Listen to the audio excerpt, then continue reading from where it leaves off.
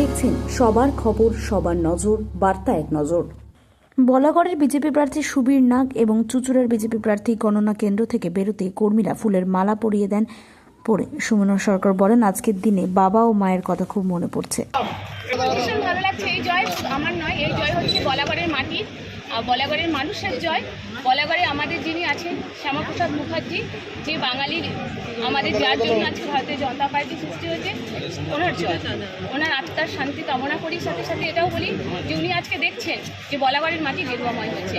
সত্যি কথা বলতে আমি বলাগড়ের মাটিকে নতমস্তকে শতকোটি প্রণাম জানাই, সেখানকার কন্যা ছেলে। এই জয় বলাগড়বাসীকে আমি উৎসর্গ করলাম। কি বার্তা দেবেন বলাগড় জন্য? ভালো লাগছে সত্যি কথা বলতে। আর আজকে ভীষণ আমি আবেগপ্রবণ করছি, বাবাকে ভীষণ মিস করছি। বাবার ওখানে একটা আলাদা একটা আছে, পরিচিতি আছে। ভীষণ মিস করছি বাবাকে এবং মাকেও ভীষণ মিস করছি। আর সাথে সাথে বলবো যারা নেতৃত্ব আছেন, রাজ্য নেতৃত্ব, আমি আরেকজনকে সত্যি কথা বলতে ধন্যবাদ জানাবো, তিনি হলেন ডক্টর চ্যাটার্জি। তিনি সর্বদাই আমার পাশে থেকেছেন এবং সন্তানের মতো উনি আমাকে আগলে রেখেছেন অল টাইম। না করছি আমি লকেন থেকে আজকে এই সংবাদ মাধ্যমের মাধ্যম দিয়ে ওনাকে জানাই এবং নেতৃত্ব অমিত শাহজি থেকে শুরু করে যারা আছেন, শ্রমিকদা আমাদের তিনি আছেন, আমি সকলকে যারা আছেন কেন্দ্রীয় নেতৃত্ব সকল। বিধানসভায় তো হার জিত থাকে, তা বলে এত মার্জিন? দেখুন, মানুষ এটা মানুষ, গণতন্ত্রে মানুষ শেষ কথা বলে। আমি বারবার বক্তব্য রাখতে গিয়ে বলাগড়ে আপনারা দেখেছেন, অমিত শাহের প্রোগ্রামে আপনারা দেখেছেন যে বলাগড়ে কিন্তু বিধানসভার লোকই ওখানে ছিল, আর বাইরের কোনো লোক ছিল না।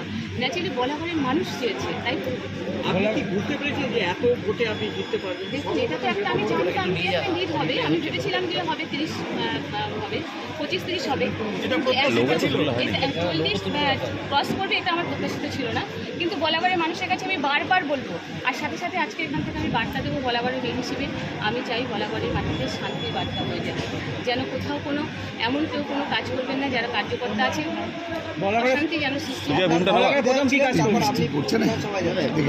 বাবার একটা স্বপ্ন ছিল, বাবাও চেয়েছিলেন, বাবা মা দুজনেই চাইতেন যে আমি বিধানসভায় যাই। একসময় বাবার হাত ধরে ছোটোবেলায় বিধানসভায় গেছি, এখন নিজে যাব, কিন্তু বাবাকে খুব মিস করবো। আজকে বাবা থাকলে বাবার হাত ধরে হয়তো শপথ নিতে যেতাম, কিন্তু বাবাকে ভীষণ মিস করবো। বলবো, বাবা তুমি যেখানে থাকো ভীষণ ভালো থাকো, তোমাকে খুব মিস করছি মা, তোমাকে ভীষণ মিস করছি। বলাগড়ে প্রথম কি কাজ করবেন?